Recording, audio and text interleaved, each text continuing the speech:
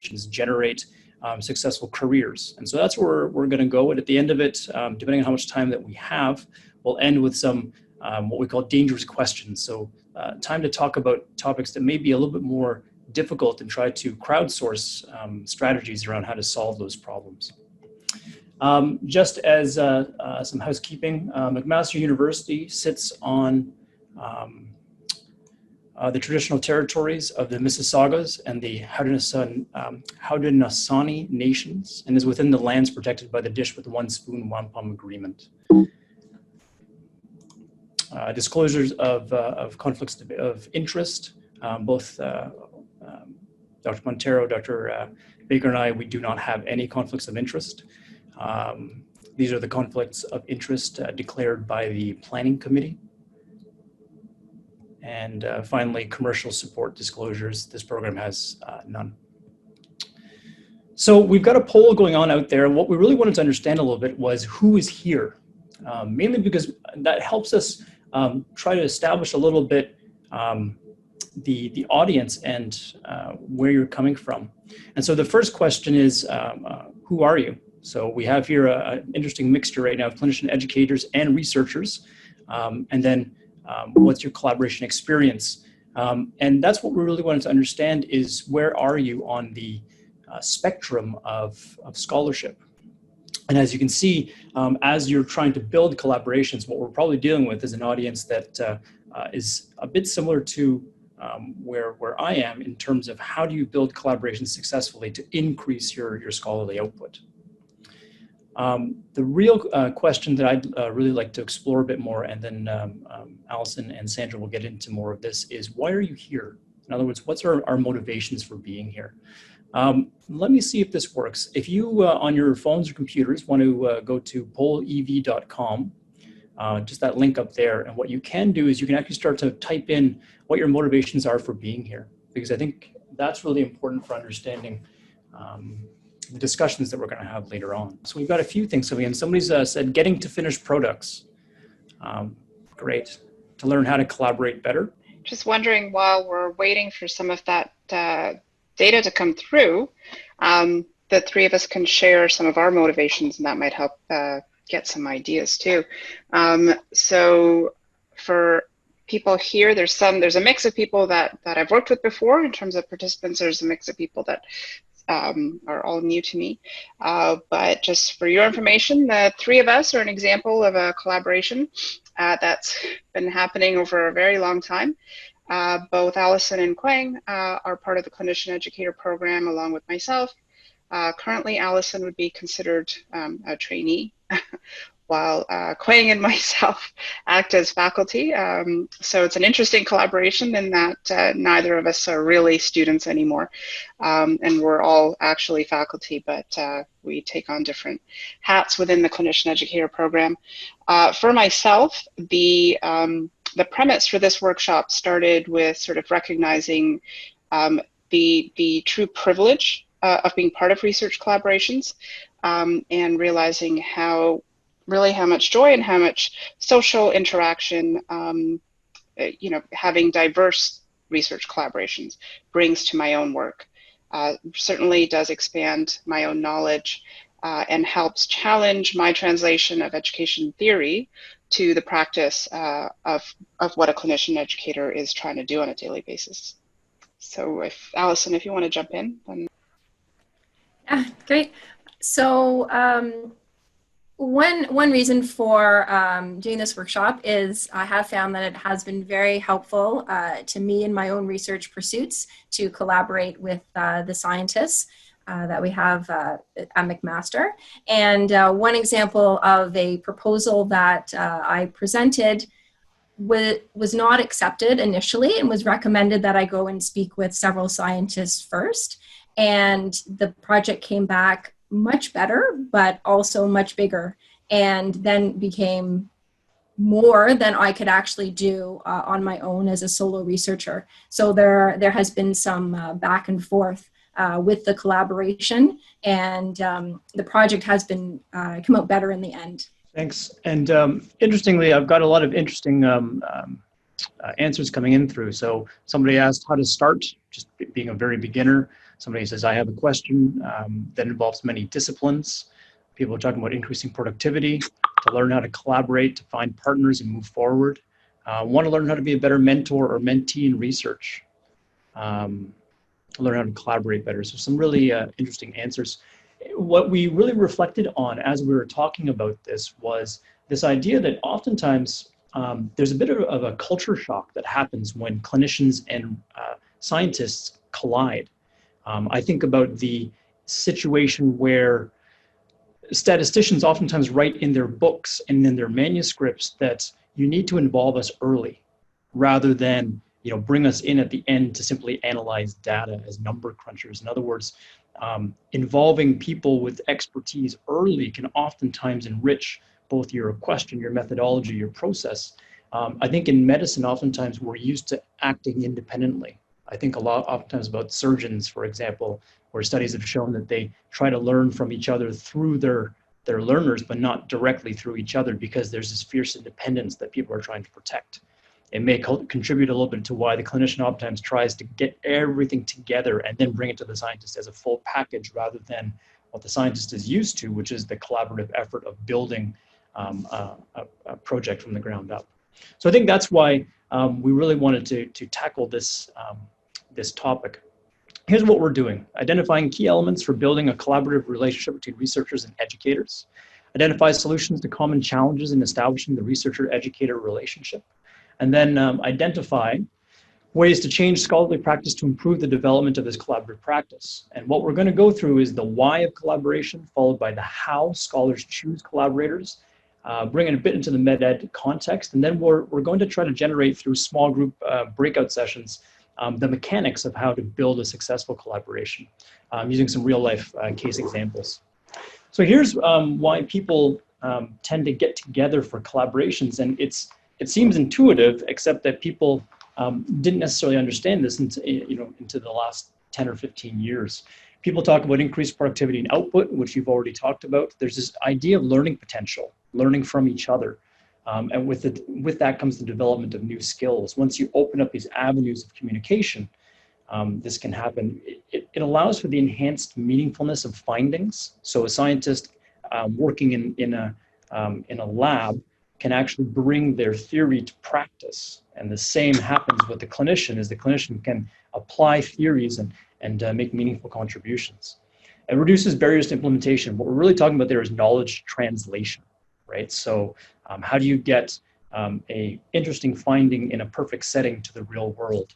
And then there's the idea of tackling multifactorial problems, right? So somebody had answered that they have a question with multiple disciplines. Well, this is exactly one of those issues. The real question sometimes is, how do researchers choose people to collaborate with? Sandra, Alison, and I were talking last night because I had initially put in a team as the Avengers, if anybody enjoys this sort of thing. And Sandra pointed this out to me. She said, the Avengers are not a great team, right? It's a bunch of individuals who are thrust together for a common purpose, but as a team don't necessarily work very well together. And that was a really interesting point to make. And it's true. So the question came up, well, how do people choose their collaborations? And people have looked into this. And they've said that researchers will choose collaborators based on the opportunities involved, right? To be at the cutting edge of really interesting science.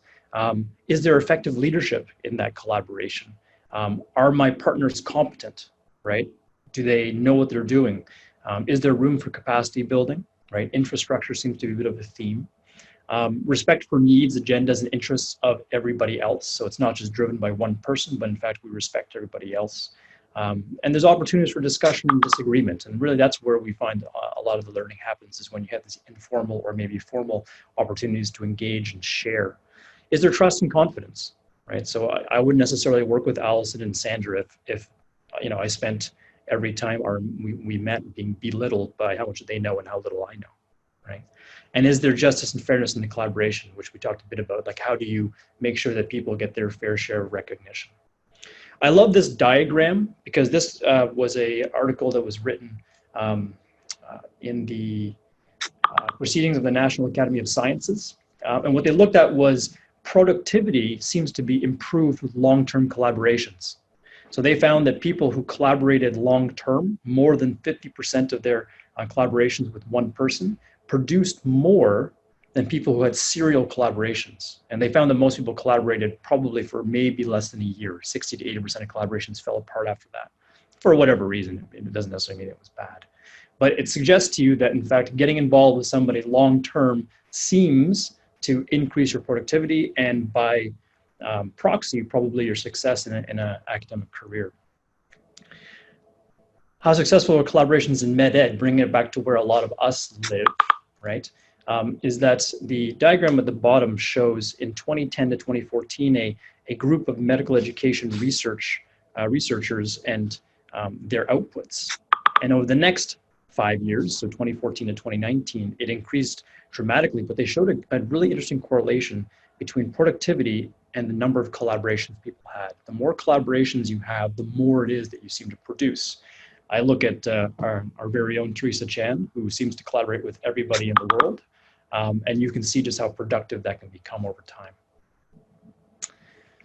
Last thing I want to say before we break out into our rooms here is this idea of hurdles. These are common hurdles that people run into all the time. And we'll talk a bit about these more at the end as a group of how do we maybe troubleshoot these. But we talk about how do we overcome varied agendas across clinicians and researchers? How do you overcome resource constraints?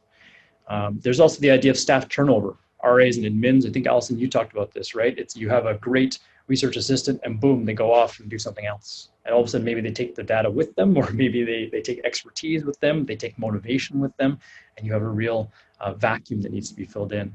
And there's the idea of staff buy-in too, right? When you're running these sort of larger collaborations. Maybe what I'll do is we'll get into case one. Alison, Sandra, do you think you can copy the case into the folder? What we're going to do, everybody, is we're going to actually break out right now. We're going to just copy the case itself into the chat so you can bring it into the case. We'll divide up into 3, and then each of us will go into a room individually. And what we'll try to do is we'll try to talk about these cases and try to troubleshoot how it is that we can get through them. But let me just read them out to you, because these are, I think, all common problems that people run into. I'm just going to stop my share for 1 second here.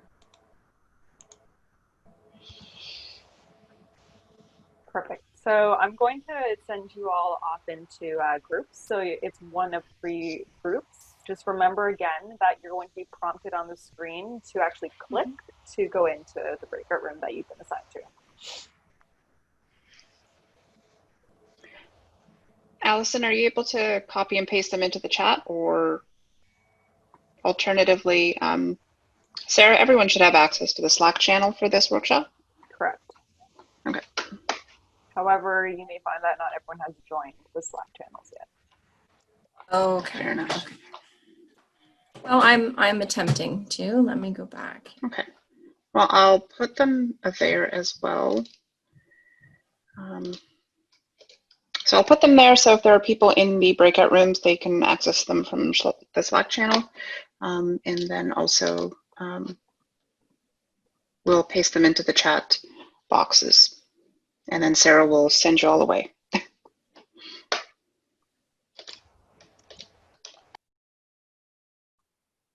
Okay. So for case 1, we talked about that that case really resonated as a challenge in a community site, which often has people think that the community site is not where there's a lot of research, and research is more at the academic site. So part of the problem might be a turnover of people who are actively interested in research, that they get drawn into the academic site. Some of the solutions were maybe to have a mentor that was from even a completely different campus or university, attending some conferences or doing some programs like Clinician-Educator, and just making sure that when you do start a research project that is at maybe one of these distributed sites, that you ask locally relevant questions and choose a relevant topic to get the buy-in from the community and get people engaged to start to build up the infrastructure. All right. Yeah, there's not much more. sorry, I guess we were just doing case by case. So with case one, there's not much more that my group really discussed that would add to that. There was a suggestion of something like a journal club as a really easy, low barrier way to start to build a community of practice idea and to start to build a network and start those conversations about research, particularly with no actual research agenda in mind, just creating a space to have scholarly discussions. We talked very similarly the same things. Really like the idea of starting talking. So how do we build a community practice? We talked about getting outside of our own silos. So rather than our own clinical departments, is go beyond the departments, go beyond the programs that you have, so that you can increase your network, and then hopefully build more motivation into the fact that you now have more mentors, more resources. So yeah. Alison, case two. Okay, for case two, we looked at the main point was about communication, maybe having a group chart to keep everyone accountable for timelines, making sure that things were clearly expressed, especially if there's a lot of different interests. Okay, and I ended up with a group of very experienced scholars, I think. This case really wasn't one that they could claim they were guilty of. And in some ways, the lessons for case 2 and 3, we kind of wrapped together in the sense of, checking with other people. Our group talked about just the importance of having an interdisciplinary group, whether it's having a mix of different kinds of clinicians from different backgrounds, or scientists and clinicians talking together about the validity of the research goal and making sure that it's all feasible. Some practical things came out of our group. We talked about meeting at the beginning of the project. So early collaboration, I think, is really important in this case, and being humble enough and flexible enough to realize you're probably learning on the fly as you go. And then the idea that small is beautiful. So being very focused, because sometimes somebody will come in big scopes and then realize that maybe, in fact, we just need to work on a very, very small thing. And that, I think, segues into case 3 as well. Alison, do you have anything for case 3? Yeah, for case 3 was pretty similar. Also early communication, find out people's interests and the stakeholders. And one of the main things was maybe just to change the perception that it wasn't a failure, that the clinicians didn't think that the proposal held weight, that it was more helping to make it better. Thank you. Actually, I'll just add one more thing for sort of that case 2 and 3 situation, which was this idea of breaking up with your collaborators, or trying to explore what your options are to either get out of that situation or reconfigure it, which was something that some other people hadn't considered yet. Just looking at the time, maybe in the last minute, we'll just sum things up a little bit. This slide that you're seeing here is built upon this idea that successful collaborations can really engage into 3 main areas in a framework. So there's the idea of engagement, which is how relationships and trust get built, and that helps with collaborations. There's coordination. So there's the idea that multiple strategies around communication. Physical proximity is probably less of an issue now with our distributed channels of communication, but coordination and regular coordination and communication helps with productivity. Communication tools promote sharing of sharing, which leads to learning. And then there's also the idea of building infrastructure too. So having things around you that help with the collaboration will actually make things a bit easier. The last thing is some really practical points. This was based on a research project out of the US, which looked at really, really high functioning Department of Medicine research collaboratives. And what they found was there was very common themes that emerged. And this is how successful collaborations were built out of these really highly productive units. Leadership commitment to research is really important. So having somebody who actually values this and makes it a priority. It's built around teams of researchers. Interdisciplinary teams facilitated partnerships so that you could tackle more complex problems. And there was this convergence of clinicians and researchers ensured the relevance to the actual topic. Finally, departments had cultures that fostered trust, leading to effective collaborations. And there's that trust word again. You really have to like who you work with, or at least trust who you work with. It's full of intrinsically motivated people, people who actually want to do well. And the departments decided on research agendas based on whether the questions aligned with the researcher's passion. In other words, were you interested in this? Was it relevant to the area? So in this case, it was family medicine. And was it fundable? So those things seem to come up and seem to predict success in these big, large collaboratives. I think we're going to wrap it up there just given the time. I think the last few slides we had was just dangerous questions of when things don't go well. But what I might do is we'll share these, but the questions have came up: when do you break up with collaborator and how do you do it? How do you discuss authorship? If no one's leading, who takes the lead? What happens if nothing is happening? These are questions that we could probably take up on the Slack channel afterwards if you're interested. That way then we can continue the conversation. So thanks very much for joining us. I know it's quick and your time is valuable, so we really appreciate the time that you spend with us.